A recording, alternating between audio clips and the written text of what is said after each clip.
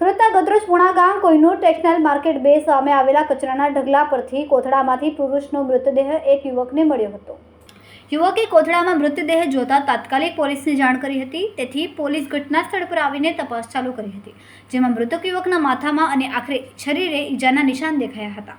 સમગ્ર મામલે તપાસનો ધમધમાટ ચાલુ કરતા હત્યારાઓને પોલીસે શોધી કાઢ્યા હતા। આરોપીની પૂછપરછમાં જાણવા મળ્યું હતું કે 1.55 લાખ રૂપિયા ઉછીના આપ્યા હતા। તેથી કારખાનામાં માથામાં હથોડીના ઘા મારીને પતાવી દીધો હતો અને કોથળામાં મૃતદેહ ભરીને ફેંકી આવ્યા હતા। આ મામલે ક્રાઇમ બ્રાન્ચે બાર ટીમના 100 સભ્ય દ્વારા તસવીર લઈને તપાસ હાથ ધરવામાં આવી હતી, જેમાં મૃતકની ઓળખ ઇમરાન ગુલાબ કુરેશી તરીકે થઈ હતી। આસપાસના વિવિધ કારખાના અને ટેક્સટાઇલ માર્કેટના લોકોને બતાવીને મૃતદેહ ઓળખવા માટે પ્રયત્ન હાથ ધરવામાં આવ્યો, ત્યારે બાતમીના આધારે રાજીવનગર ઝોપડપટ્ટી મંદિર પુણાથી 2 આરોપીને પકડી પાડ્યા હતા। કેમેરામેન સેનિલ વિરાણી સાથે વિશાલ છેઠા, માનવ પ્રવાહ ન્યૂઝ, સુરત। ગઈકાલ સવારે અયોધ્યા ટેક્સટાઇલ માર્કેટથી કોહિનૂર ટેક્સટાઇલ માર્કેટ 2 વચ્ચે એક મીણિયા કોથળામાં અને બ્લેન્કેટમાં વીંટળાયેલી ડેડ બોડી મળી આવેલી હતી। એ વણઓળખાયેલી ડેડ બોડી હોય, જેથી પુણા પોલીસ સ્ટેશનમાં મર્ડરનો ગુનો દાખલ થયેલો હતો અને ગુનાની ગંભીરતા જોતાં કમિશનર સાહેબે સુરત ક્રાઇમ બ્રાન્ચની ટીમો પણ વિવિધ કામે લાગેલી હતી, જેમાં ક્રાઇમ બ્રાન્ચની 12 ટીમો અને અંદાજિત 101 માણસો વણઓળખાઈ ડેડ બોડીના ફોટા સાથે અલગ અલગ વિસ્તારોમાં જોતા હતા।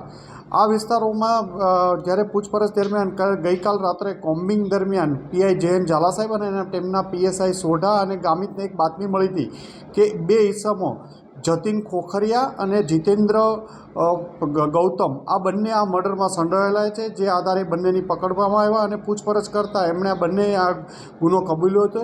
જતીન ખોખરિયા છે એ મૂળ અમરેલી જિલ્લાના બાબરા તાલુકાના અમરાપર ગામનો રહેવાસી છે અને ત્યાંથી 1.5 વર્ષ પહેલાં અહીંયા અંજણા ફાર્મ પાસે આવી ઇન્ડસ્ટ્રીયલ વિસ્તારમાં એક એમ્બ્રોઇડરીનું કારખાનું ચલાવતો હતો અને જીતેન્દ્ર ગૌતમ એને ત્યાં કામ કરતો હતો।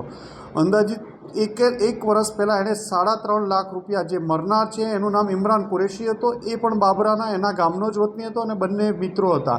એની પાસેથી 1 વર્ષ પહેલાં 3.5 લાખ રૂપિયા જેવા ઉછીના લીધા હતા। આ 3.5 લાખ એ પરત ન આપતા બંને વચ્ચે અવારનવાર ઝઘડો થતો હતો અને 3-1 માસ પહેલાં મોટો ઝઘડો થયો અને એણે જબરજસ્તીથી 3.5 લાખ પરત આપ્યા હતા। ફરીથી એણે પૈસા માંગતા 20 દિવસ પહેલાં એણે 1.5 લાખ 1,55,000 આપ્યા હતા। આ 1,55,000 હજી 20 દિવસ નહોતા પૂરા થયા એ પહેલાં એણે ઉઘરાણી ઇમરાન કુરેશીએ પરત લેવા માટેની કરી હતી। વારંવાર એને ગાળો આપતો હતો, એને 2 વાર માર્યો પણ ખરો અને ગઈ 13 તારીખે સવારમાં 8 વાગ્યામાં એના કારખાનામાં આવીને બેસી ગયો હતો અને એને ફરીથી ટોર્ચર કરતો હતો અને જો નહીં આપે તો એને કિડનેપ કરી રાજકોટ લઈ જવાની ધમકી આપી હતી, જેથી એણે તરત કારખાને જઈ એને મારી નાખેલો અને મોડી રાત્રે એણે કાર ભાડે કરી, પોતે સેલ્ફ ડ્રાઇવિંગ કરી એના મિત્રની કાર જીતેન્દ્રની મદદ લઈ બંને ડેડ બોડી આ ફેંકી આવ્યા હતા, જેમ આમ એક વણ શોધાયેલ મર્ડરનો ગુનો શોધી કાઢવામાં આવેલ છે। કોથળામાં એમણે જે મીણિયા બેગમાં નાખી એ પહેલાં એને હથોડી માથામાં મારીને મારી નાખવામાં આવ્યો હતો। અમારા વિડીયોની નવી અપડેટ મેળવવા માટે સબસ્ક્રાઇબ કરો માનવ પ્રભા ન્યૂઝ ચેનલને, બેલ આઇકન ક્લિક કરો લેટેસ્ટ વિડીયો સૌથી પહેલા મેળવવા માટે।